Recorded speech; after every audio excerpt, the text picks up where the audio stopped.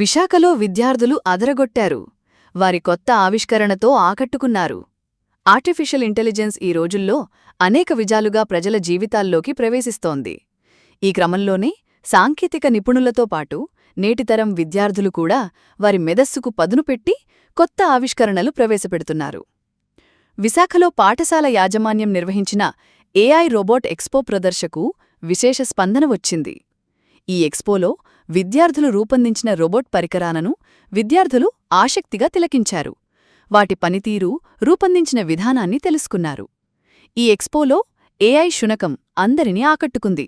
అచ్చం సాధారణ శునకంలాగే ప్రవర్తించడంతో అక్కడి వారందరినీ ఆకర్షించింది.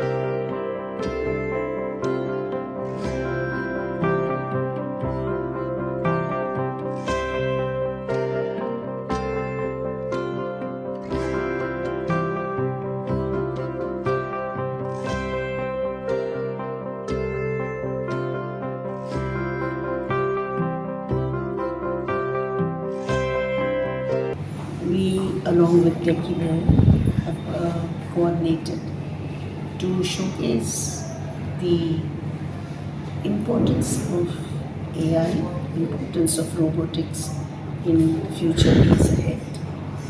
Earlier, education was write and you will learn. Now, the principle is do and you will learn. You have a robot. మనము cook చేయాలి, recipe ఏమో ఫీడ్ చేసిస్తే automatically robotize everything. That is the your human hands are not that required. AI has come here today in a good way.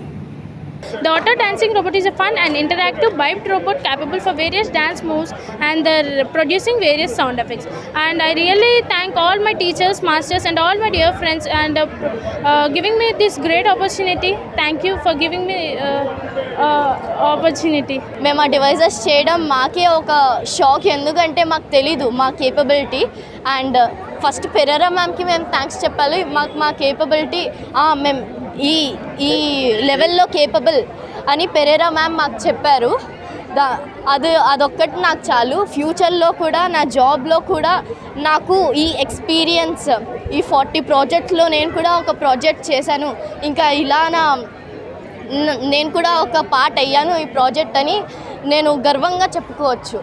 అయితే జూనియర్స్కి చాలా questions ఉన్నాయి, అదంతా thanks to techie boards మేము అంతా క్లియర్గా ఎక్స్ప్లెయిన్ చేయగలపడం. దాని తర్వాత ఏంటో సీనియర్స్ మాతో క్వశ్చన్స్ అడిగారు. కొంచెం క్రిటికల్ ఉన్నా కూడా మాకు అంత నాలెడ్జ్ వాళ్ళు ఇచ్చిన తర్వాత మాకు ఏ క్వశ్చన్ కూడా అస్సలు డిఫికల్ట్ అని అనిపించలేదు. అండ్ అందుకు నాకు అంటే ఒక ఫీలింగ్ ఉంటుంది కదా, నేను ఇది చేశాను, నేను ఈ కేపబుల్ అయితే కూడా నేను ఇంకా చేశానని.